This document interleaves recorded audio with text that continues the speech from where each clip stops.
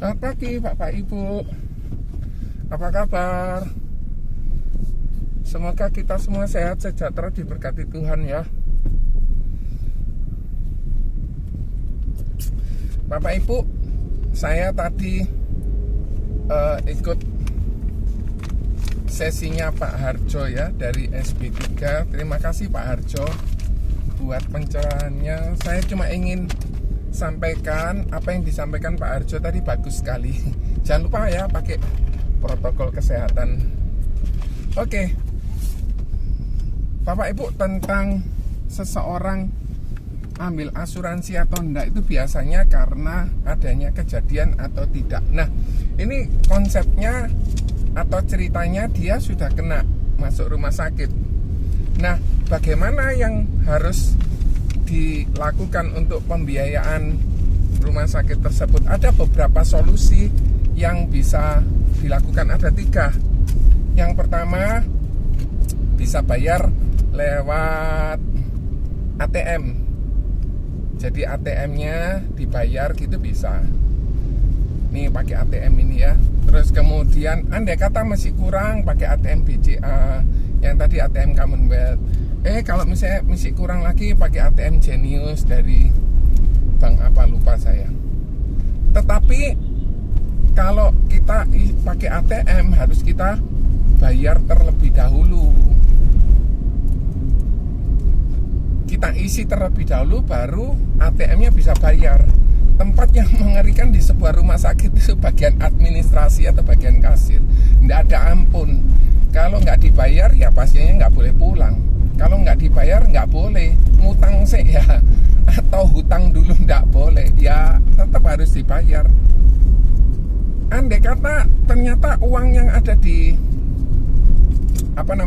di ATM tersebut nggak ada, karena memang nggak dipersiapkan, karena sakit itu seperti pencuri mendadak. Datangnya itu nggak pakai kulonwon, nggak pakai notok pintu, dia langsung lompat pagar. Itu penyakit. Langkah yang kedua, bisa pakai kartu kredit. Limitnya ya sesuai, ada yang limit 10, ada limit 50, ada yang limit 100. Nah ternyata habisnya nggak cukup ini limit yang pertama. Akhirnya dipakailah kartu kredit Citibank. Kartu kredit Citibank juga limitnya sedikit, nggak cukup, pakai kartu kredit UOB. Kalau nggak cukup lagi pakai kartu kredit Citibank dan pakai kartu kredit DBS. Akhirnya bisa jadi sembuh, bisa jadi meninggal dunia. Pertanyaannya, apakah harus dibayar kartu kreditnya? Jawabannya iya. Dan ada uang yang harus dikeluarkan untuk membiayai biaya berobat tersebut. Saya juga mau cerita bahwa ada kartu yang lain, yaitu kartu hitamnya Prudential. Nih, ini foto saya ya. Ini kartu hitamnya. Nah, kartu hitam ini limitnya sangat fantastis. Ada yang 10 miliar, ada yang 15 miliar, ada yang 30 miliar, ada yang 65 miliar. Jadi tergantung mau dipilih yang limit berapa. Nah, yang membedakan antara kartu debit, maka uangnya itu bisa hilang.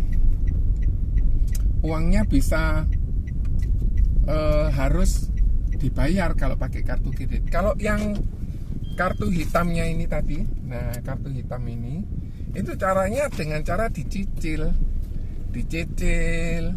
kemudian sudah tersedia limitnya 3 miliar. Limitnya 10 miliar, jadi 2 miliar dan 8 miliar. Itu limit yang terkecil. Kemudian limit yang bisa lebih tinggi lagi, limit 3 miliar dan limit 12 miliar. Nah, terus kemudian sampai limitnya sampai 65 miliar. Nah, berapa yang dicicil ya tergantung usianya. Tetapi tidak ada potensi kerugian. Jadi prinsipnya sih kayak kita mempersiapkan, bukan untuk asuransi itu supaya kita sakit. Nggak ada orang yang punya asuransi kepingin segera sakit, nggak ada. Ya mungkin adalah beberapa orang, tapi dia melakukan kejahatan asuransi. Tetapi rata-rata 99,999% orang membeli asuransi hanya untuk bersiap. Jadi milikilah kartu hitam, karena kartu hitam itu bisa menolong saat seseorang mengalami sakit. Kalau misalnya nggak terjadi sakit, ya lebih enak. Karena apa? Karena kita nggak pernah masuk rumah sakit. Meskipun kita punya fasilitas rumah sakit, sudah dibayar sama asuransi, semoga kita nggak pernah pakai. Tetapi janganlah kita tidak mempersiapkan. Kalau kita tidak mempersiapkan, terjadi potensi kerugian secara ekonomi. Terima kasih guys, semoga bermanfaat dan lakukan tindakan bijaksana, yaitu memiliki perlindungan. Yang pertama, kesehatan. Yang kedua, proteksi income. Yang ketiga, proteksi aset kita. Terima kasih guys. Bye. God bless you. Out.